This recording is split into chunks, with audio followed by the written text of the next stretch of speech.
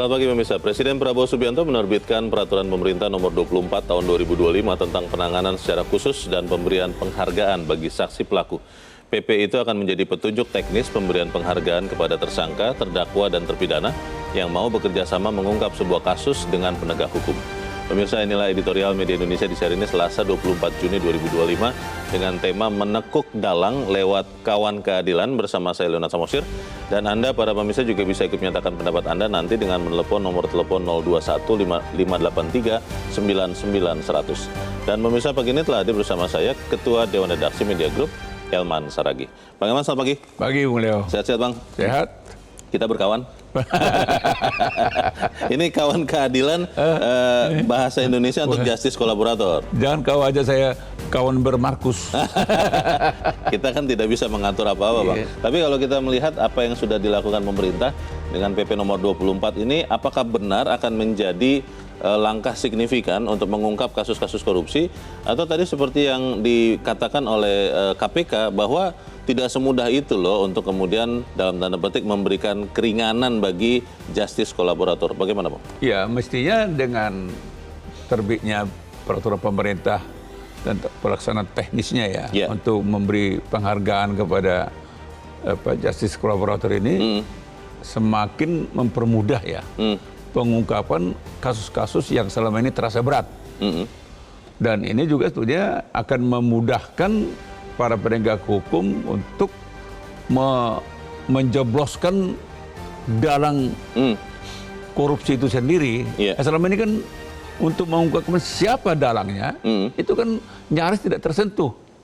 Karena umumnya dalang korupsi itu kan yang punya kekuasaan, yang punya akses dengan kekuasaan, yang punya akses dengan keuangan negara, dan dia pokoknya hampir tidak bisa tersentuh. Nah, dengan adanya justice kolaborator ini, jadi saksi pelaku yang bersahabat dengan penegak hukum. Ini diharapkan semua yang selama ini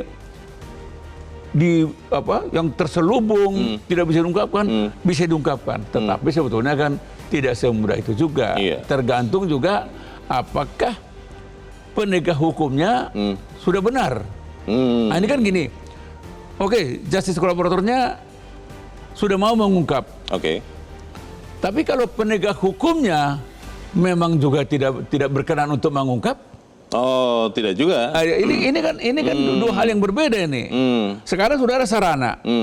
Si A sudah si A sudah bersedia mengungkapkan kasus ini seterang-terangnya, sejelas-jelasnya. Tapi bukan tidak mungkin penegak hukum ini juga jangan dong. Kenapa, Bang? Masuk angin? Ya masuk angin sana itu teman kita. Jadi ini sebetulnya. Jadi justice kolaboratornya ada dan clear, tapi penegak hukumnya juga harus betul-betul clear. Betul-betul mau menegakkan keadilan. Betul-betul mau membongkar kasus ini, mau membongkar siapa dalangnya. Bagaimana semangat yang positif dari turunan dari undang-undang ini dilakukan atau dipakai? Kita akan bahas itu, Bang Elman. Dan misalnya inilah editorial Media Indonesia untuk hari ini Selasa 24 Juni 2025, Menekuk Dalang lewat Kawan Keadilan.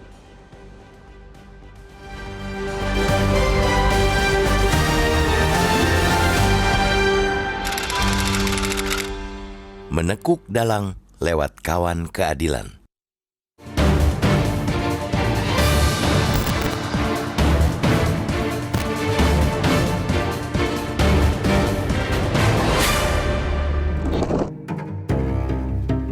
Presiden Prabowo Subianto akhirnya menerbitkan peraturan pemerintah PP nomor 24/2025 tentang penanganan secara khusus dan pemberian penghargaan bagi saksi pelaku akhir pekan lalu.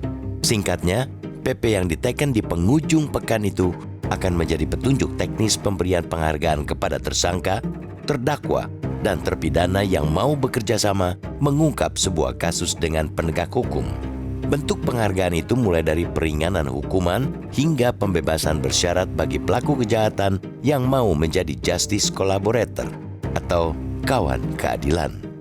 Terbitnya PP tersebut tentu menjadi angin segar bagi upaya penegakan hukum, Khusus dalam kasus korupsi, PP itu tidak sekadar jadi angin segar, tetapi juga bisa jadi palu godam bagi mastermind atau dalang korupsi.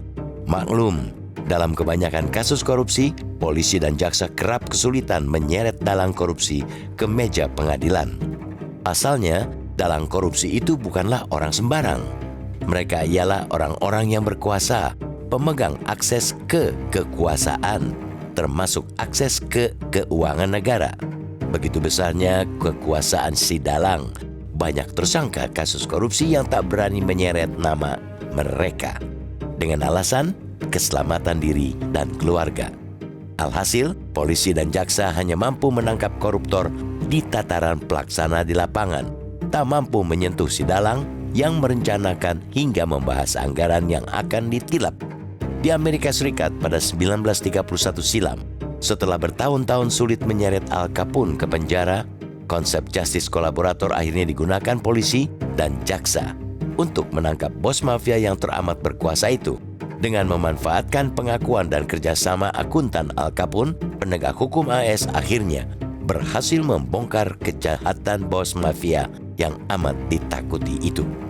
Di dalam negeri, di kurun waktu 2014-2017, Muhammad Nazarudin yang mendapat status justice kolaborator akhirnya membantu Komisi Pemberantasan Korupsi KPK mengungkap kasus mega korupsi Wisma Atlet Hambalang dan KTP elektronik. Ketua Umum Partai Demokrat Anas Urbaningrum hingga Ketua DPR Setia Novanto akhirnya mendekam di bui berkat kerjasamanya itu. Tanpa kerjasama Nazarudin, sulit rasanya bagi KPK untuk bisa menyentuh dua pemegang kendali kekuasaan itu. Bisa bertahun-tahun lamanya dua kasus korupsi itu dituntaskan. Saat itu, Undang-Undang Nomor 31/2014 yang mengatur perlindungan saksi dan korban menjadi payung hukum pemberian status justice kolaborator bagi Nazarudin. Hadirnya PP Nomor 24/2025 tentu kian menguatkan pelaksanaan konsep justice kolaborator itu. Dengan aturan yang lebih teknis, pengungkapan kasus korupsi diharapkan akan berjalan lebih cepat, bahkan bisa menyentuh pemegang kekuasaan yang menjadi mastermind. Dengan iming-iming keringanan hukuman, pembebasan bersyarat, remisi tambahan atau pemenuhan hak narapidana lainnya, para pelaku kejahatan diharapkan berani mengungkap siapa bos mereka. Meski jadi angin segar bagi sistem penegakan hukum di Indonesia, konsep justice kolaborator hanya dapat berjalan ideal jika digerakkan oleh penegak hukum yang ideal pula. Tentu tak ada gunanya menyapu lantai yang kotor dengan sapu yang juga dipenuhi kotoran. Karena itu, diperlukan standar kualifikasi yang ketat dan terbuka agar status justice kolaborator tidak disalahgunakan. Status itu tak boleh diobral dengan murah, sehingga berpotensi memunculkan justice kolaborator palsu demi mendapatkan keringanan hukuman. Disitulah perlunya kontrol publik guna menjamin terbukanya proses peradilan dan akuntabilitas penegak hukum.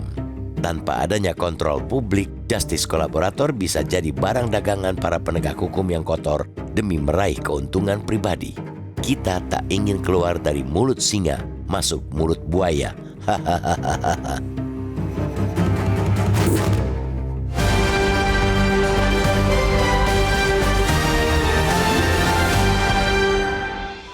Di bagian berikut Anda bisa menyatakan pendapat Anda pemirsa. Untuk saat ini tetaplah bersama kami.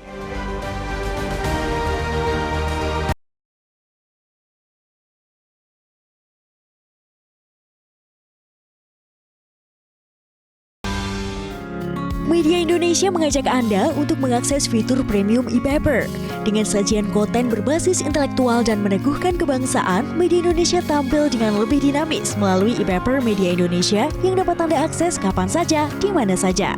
Caranya mudah, download aplikasi Media Indonesia di Android atau ketik link e-paper.mediaindonesia.com atau bisa scan QR code pada layar kaca Anda. Klik tab e-paper di bagian samping layar tablet Anda.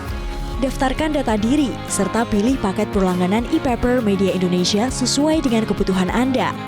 Nikmati juga bonus spesial tambahan 4 halaman rubrik fokus setiap hari. Semua bisa Anda dapatkan hanya di e-paper Media Indonesia. Untuk informasi lebih lanjut, hubungi customer service di nomor 0811 1201 2018 atau kunjungi media sosial @mediaindonesia. Media Indonesia, referensi bangsa. Terima kasih Anda masih bersama kami pemirsa, dan sekarang kita akan mendengarkan dulu ya Bang Elman pendapat dari pemirsa Metro TV kali ini dari Cirebon, Jawa Barat, ada Ibu Indra. Bu Indra, selamat pagi. Selamat pagi Bung Leonard Samosir dan Bung Herman Saragi. Assalamualaikum warahmatullahi wabarakatuh. Waalaikumsalam warahmatullahi wabarakatuh. Waduh. Bagaimana Bu? Silakan Bu. Dapat istilah baru lagi nih dari Metro, kawan keadilan. Justice kolaborator. Baru kemarin saya bicara dengan suami soal Thanos itu. Thanos ya yang mau diekstradisi Thanos, itu. Ya, saya bilang perasaan yang mula-mula bicara tentang IKTP ada korupsinya itu Nazarudin, saya bilang lupa ingat. Ya, kata suami. Nah, sekarang dikupas semuanya oleh Metro. Betul. Jadi kadang-kadang si koruptor itu yang mendapat hukuman itu dia menjadi tameng bagi pelaku yang lain. Itu. Jadi kita tidak tahu dia seakan terjebak pada keadaan yang membuat dia harus harus menerima, tapi di belakang itu ada. Dengan ini barangkali para yang mau jadi justice kolaborator itu mau dengan gagah berani mengungkapkan keadaan yang sebenarnya. Memang korupsi di kita ini sudah menggurita, jadi harus dicari celah-celah yang sebenar-benarnya untuk mencari pelaku yang sesungguhnya. Terima kasih Bung Leo. Assalamualaikum warahmatullahi wabarakatuh. Waalaikumsalam warahmatullahi wabarakatuh. Terima kasih Bu Indra di Cirebon, Jawa Barat. Selamat pagi Bu. Bu Indra optimis nih Bang Elman bahwa dengan ada PP 24 2025 akan lebih banyak lagi JC kawan keadilan yang bisa mengungkap dalang dari kasus. Tapi apa iya Bang? Ya mestinya kita harus berprasangka baik dulu. Iya kan? Karena niat presiden ini kan bagus. Gitu. Dan ini tuh kan perwujudan daripada pelaksanaan undang-undang sebetulnya kan. Undang-undangnya sudah lama ada kan. Turunannya ya? Turunannya. Memang akhirnya sangat tergantung kepada penegak hukumnya. Jadi selama ini kan memang para pelaku ini Bung Leo. Ada juga, mungkin banyak juga mereka yang pasang badan. Bahkan diminta pasang badan. Jadi kalau dalam istilah mafiosonya itu semua informasi yang mereka tahu harus pecah di perut. Tentu dia dapat imbalan. Kenapa harus pasang badan? Untuk melindungi dalangnya ini, bos besarnya. Itu sebabnya memang sering terjadi yang terungkap itu hanya para pelaku abal-abal. Wayangnya ya? Wayangnya aja.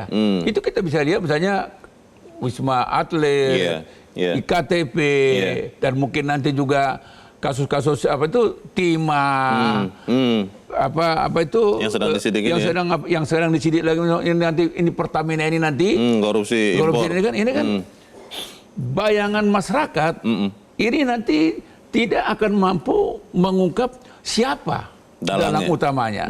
Dan dalang utamanya ini kan ada, tapi sejajar dengan sekelas dengan dalang utama ini kan ada beberapa kan. Dan ini biasanya nggak terungkap. Kita bisa lihat ke Wisma Atlet, apa iya hanya itu?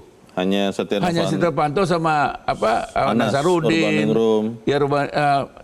Urbaningrum, Andi Malarangeng, siapa Sondah segala itu. Angelina Sondar. Apakah itu?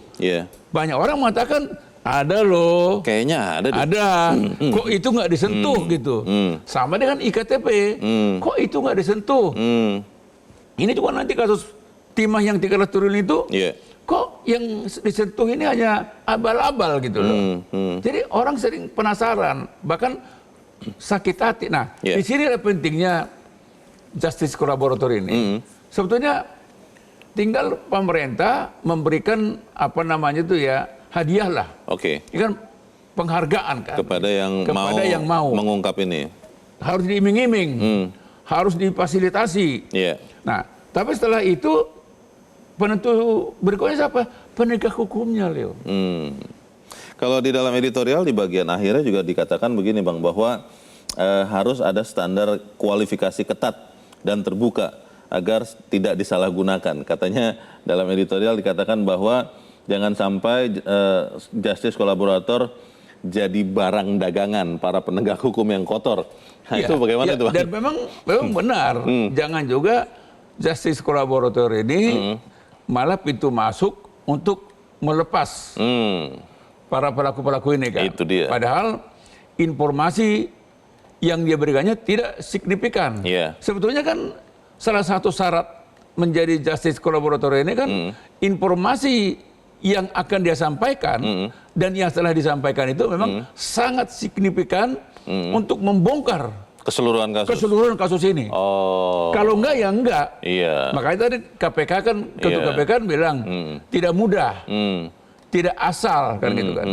Tetapi sebetulnya kunci yang lain dan tidak kalah pentingnya itu tadi saya tidak akan bosan mengatakan penegak hukumnya. Pertanyaannya apakah penegak hukum di Republik ini sudah siap untuk menampung semua informasi yang akan diberikan para justice kolaborator ini. Ini yang pertanyaan besarnya sih itu. Dan yang paling penting mungkin juga memastikan bahwa penegak hukumnya itu sehat Bang, tidak masuk angin. Tapi kita harus jeda dulu dan pemirsa tetap bersama kami editorial Media Indonesia segera kembali.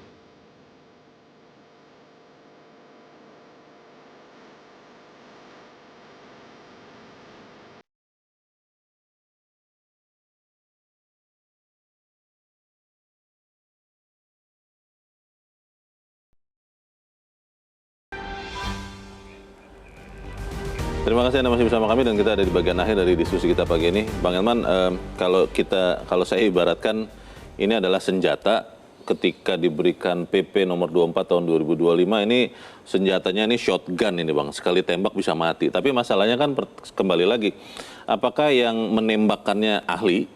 Lalu yang kedua, apakah yang menembakkannya dalam kondisi yang kuat dan sehat Bang? Jangan-jangan masuk angin, bagaimana Bang? Ya memang sebetulnya ketika pemerintah mengeluarkan PP tentang justice kolaborator ini, sejalan dengan itu juga tentunya memang pemerintah ya dalam hal ini penegak hukum juga harus dibenahi. Ya kepolisian, ya kejaksaan, ya jajaran Mahkamah Agung dan seterusnya gitu. Ini harus dibenahi juga. Artinya seperti yang saya katakan tadi, mereka juga harus siap memaksimalkan. Ini kan tinggal walaupun peluru sudah ada, amunisi sudah ada, tinggal menembakkan. Tapi kalau penembaknya tidak mahir, sia-sia juga itu. Meleset juga kan. Tapi walaupun satu peluru, tapi kalau penembaknya mahir, yang ditembak itu betul-betul signifikan, tepat sasaran, ya musuh akan terkalahkan semua kan. Nah, ini sebetulnya terpulang kepada para penegak hukum. Makanya saya tidak akan pernah bosan mengingatkan, memang Ketua Mahkamah Agung harus berbenah. Jaksa Agung harus berbenah. Kapolri harus berbenah. Sehingga ketika sama KPK mereka kalau sama-sama mau mengoptimalkan, memaksimalkan sebesar-besarnya dari informasi dari justice kolaborator ini, saya pastikan para dalang korupsi itu akan bertekuk lutut. Tapi kalau tidak bisa dimaksimalkan, ya sami mawon. Seperti di sisi sebaliknya Bang, ketika ada ancaman hukuman yang sangat berat bagi korupsi, bahkan untuk korupsi bencana di dalam kondisi bencana alam ada ancaman hukuman mati, tapi hakim amat sangat jarang menggunakannya.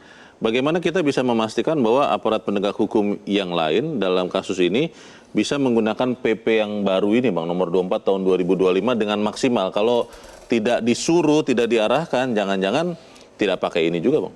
Ya sebetulnya kan ketika Presiden Prabowo mengeluarkan PP ini sebetulnya kan secara tidak langsung kan Presiden bilang, mari kita sama-sama memberantas korupsi loh.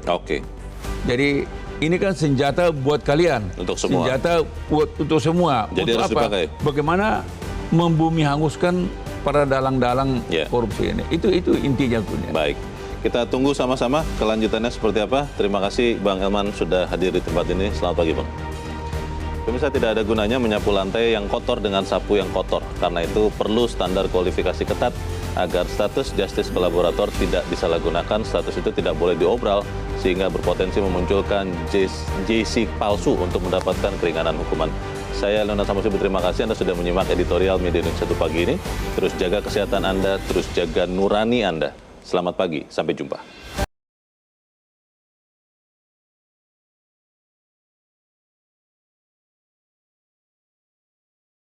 Jelajahi cara baru mendapatkan informasi. Download Metro TV Extend sekarang.